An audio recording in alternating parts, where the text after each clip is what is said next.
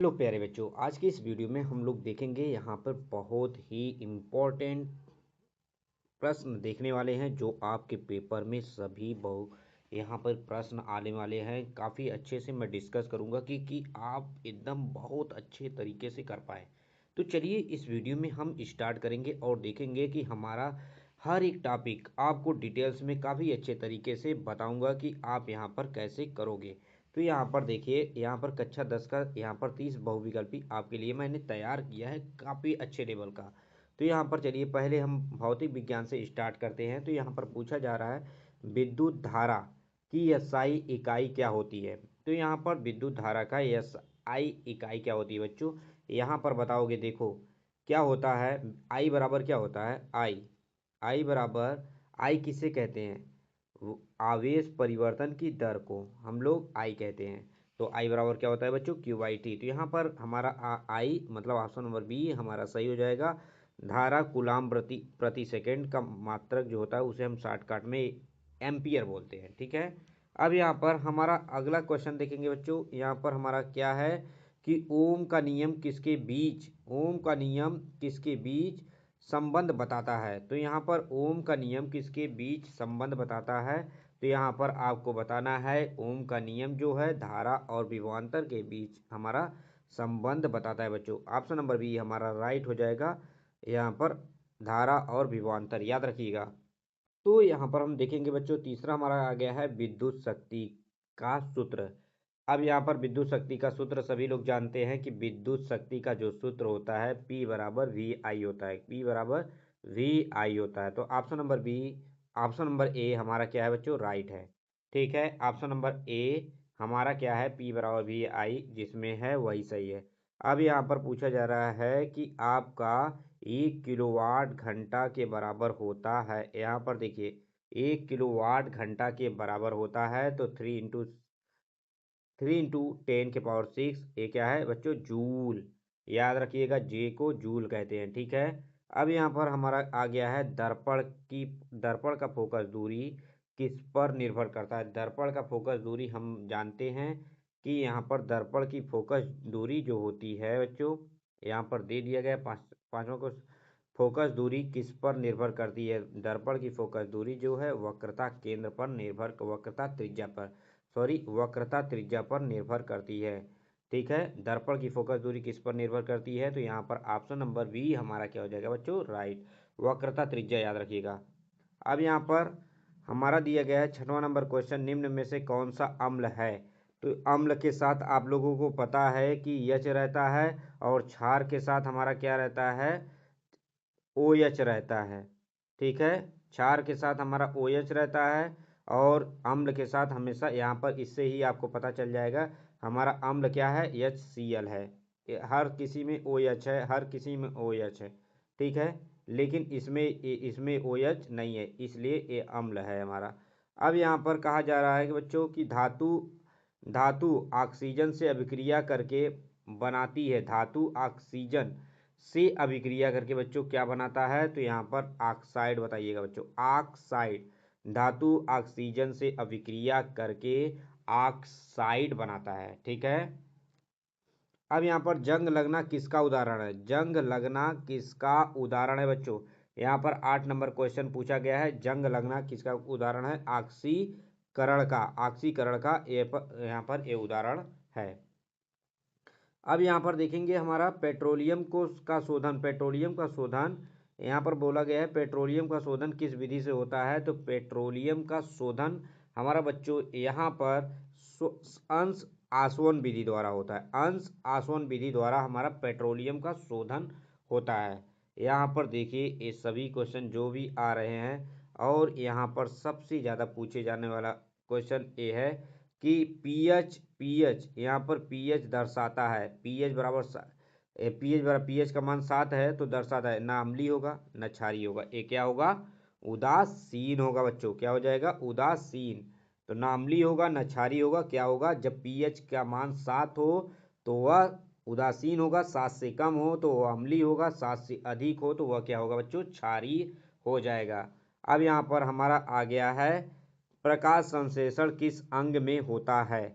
तो प्रकाश संश्लेषण प्रकाश संश्लेषण यहाँ पर बताना है आप लोगों को। यहाँ पर क्लोरोप्लास्ट बताएंगे। क्या बताएंगे? क्लोरोप्लास्ट। प्रकाश संश्लेषण क्या है? क्लोरोप्लास्ट है। ठीक है। अब यहाँ पर दिया गया है मानव हृदय में कितने कक्ष होते हैं। मानव हृदय में कितने कक्ष होते हैं बच्चों? यहाँ पर हमें बताना है मानव हृदय में कितने कक्ष होते हैं। 4 कक्ष होते हैं। कितने? 4। ठीक है।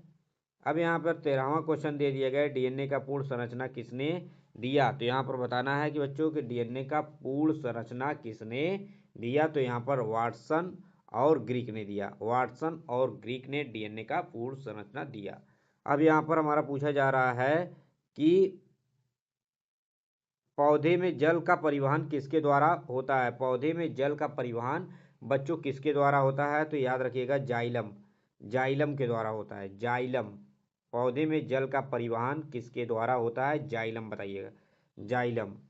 अब यहाँ पर बच्चों दे दिया गया है रक्त का लाल रंग किस कारण होता है। रक्त का लाल रंग किस कारण से होता है। तो यहाँ पर आप बताएंगे हीमोग्लोबिन के कारण इसका रंग जो होता है लाल होता है बच्चों। ठीक है, लाल होता है। अब यहाँ पर देखिए निम्न में से नवीकरणीय संसाधन कौन सा है। तो यहाँ पर क्या कहेंगे, हमारा यहाँ पर नवीकरणीय संसाधन जो है सौर ऊर्जा है। सौर ऊर्जा से एक नवीन संसाधन है जिससे हम लोग बिना कुछ खर्चा किए यहाँ पर सौर ऊर्जा का यूज कर सकते हैं। नवीन साधन, नवीन। ठीक है, नवीन मतलब नया, नवीकीकरण। ठीक है। अब यहाँ पर देखिए दे दिए गए बच्चों। अब यहाँ पर पूछा जा रहा है ओजोन परत किसे रोकती है। ओजोन परत जो होती है, हमेशा दिमाग में याद रखिएगा, ओजोन परत जो होती है पराबैंगनी किरणों को रोकती है। ओजोन परत हमेशा पराबैंगनी किरण को क्या करती है? रोकती है बच्चों। ओजोन परत किसको रोकती है? पराबैंगनी किरण को। याद रखिएगा, बहुत इंपॉर्टेंट है ये वाला क्वेश्चन, आप लोग याद रखिएगा। अब यहाँ पर 18 जैव निम्नीकरणीय पदार्थ कौन सा है। जैव निम्नीकरणीय पदार्थ कौन सा है बच्चों। तो यहाँ पर आपको बताना है कागज जो होता है जैव निम्नीकरण प्रकार होता है। अब यहाँ पर देखिए सबसे मज़ेदार हरित हरित यहाँ पर दे दिया गया है कि हरित गृह प्रभाव का मुख्य कारण है। हरित गृह प्रभाव का मुख्य कारण क्या है बच्चों। तो यहाँ पर CO2 होता है। क्या होता है? CO2। आप क्या बताएंगे? CO2।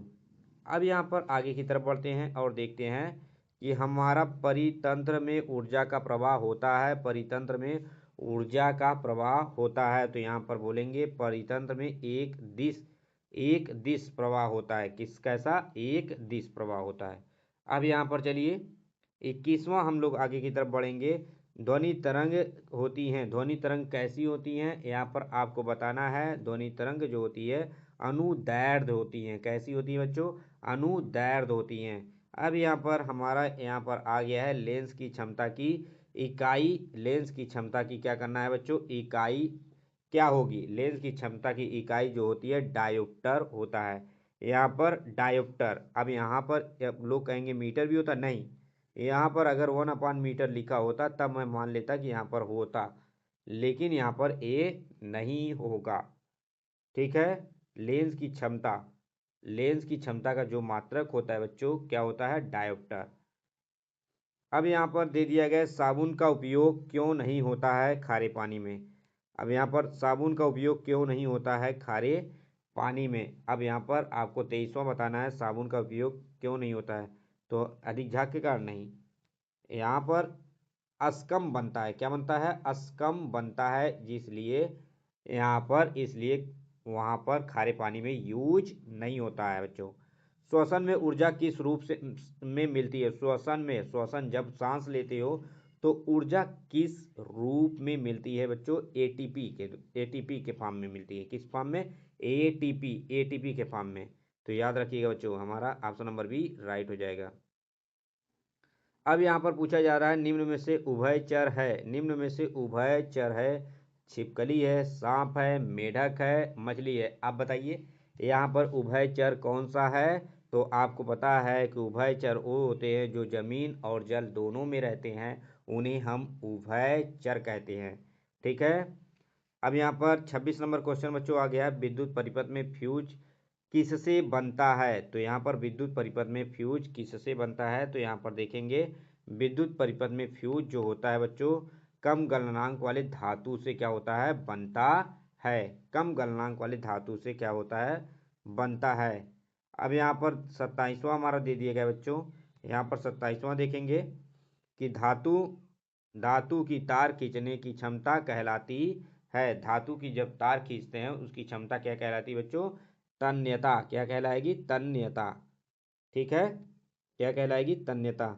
अब यहाँ पर दे दिया गया है कोशिका का पावर हाउस किसे कहा जाता है। कोशिका का पावर हाउस जो होता है बच्चों माइटोकॉन्ड्रिया को कहा जाता है। किसको, माइटोकॉन्ड्रिया को कोशिकाओं का पावर हाउस कहा जाता है। तो ये आपको पता होना चाहिए कि इसे हम क्या कहते हैं, कोशिकाओं का पावर हाउस कहते हैं। अब यहाँ पर हमारा लास्ट यहाँ पर बचा है, अब यहाँ पर देखिए पावर हाउस कहा जाता है। अब यहाँ पर हमारा क्या है बच्चों, यहाँ पर देखेंगे प्रकाश का अपवर्तन का कारण होता है। प्रकाश अपवर्तन का कारण क्या होता है बच्चों, यहाँ पर प्रकाश में भी क्या होते हैं, वेग होते हैं। वेग के कारण वे लोग भी क्या होते हैं, परिवर्तित हो जाते हैं। अब यहाँ पर देखेंगे बच्चों हमारा ये जो है लास्ट वाला क्वेश्चन है कि निम्न में से कौन सा ग्रीन हाउस गैस नहीं है। यहाँ पर कौन सा गैस जो है ग्रीन हाउस गैस नहीं, निम्न में से कौन सा ग्रीन हाउस गैस नहीं है। तो यहाँ पर आपको बताना है कि कौन सा ग्रीन हाउस गैस नहीं है। तो ऑप्शन नंबर सी हमारा सही हो जाएगा बच्चों, O2 हमारा ग्रीन हाउस गैस नहीं है। तो वीडियो कैसा लगा आप लोग कमेंट करिए। हमने कौन सा टॉपिक अभी तक कवर नहीं किया है आप लोग कमेंट करेंगे तो हम सभी टॉपिक को कवर करेंगे बच्चों। आप लोग सिर्फ टॉपिक बताइए, उसके बाद आपका हर एक टॉपिक मैं यहाँ पर कवर करा दूंगा। वीडियो कैसा लगा है प्लीज़ लाइक करिएगा, चैनल को सब्सक्राइब करना मत भूलिएगा। Thank you for watching.